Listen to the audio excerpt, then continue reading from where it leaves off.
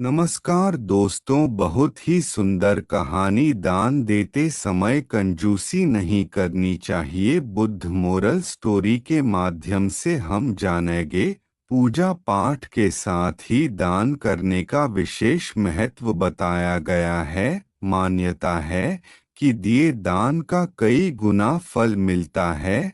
वह इस संबंध में एक लोक कहानी प्रचलित है। कहानी के अनुसार पुराने समय में एक सुजात नाम के राजा अपने रथ से अपने राज्य में भ्रमण कर रहा था। तभी रास्ते में वह एक भिखारी के पास आकर रुका।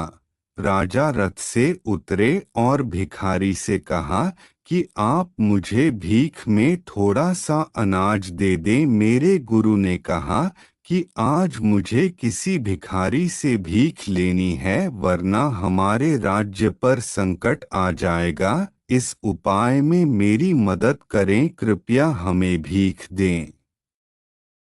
राजा से ये बातें सुनकर भिखारी हैरान था। राजा को वह मना भी नहीं कर सकता था। उसने अपनी झोली में हाथ डाला, मुट्ठी में अनाज लिया और सोचने लगा कि इतना अनाज राजा को दे दूंगा तो मैं क्या करूंगा। ये अनाज तो मेरा है, मुझे राजा को ज्यादा अनाज नहीं देना चाहिए।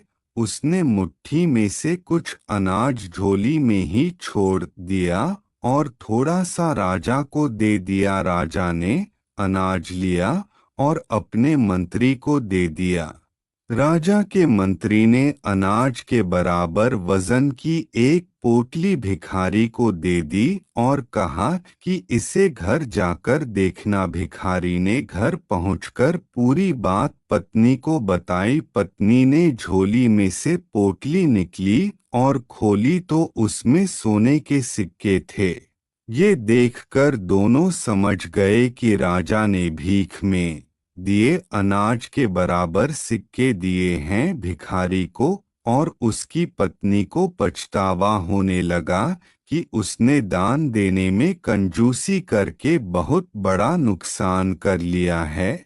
ज्यादा अनाज देता तो राजा ज्यादा सोना देता। इससे उनके पूरे जीवन में गरीबी दूर हो सकती थी। प्रसंग की शिक्षा। इस प्रसंग की सीख यही है कि हमें कभी दान देते समय कंजूसी नहीं करनी चाहिए।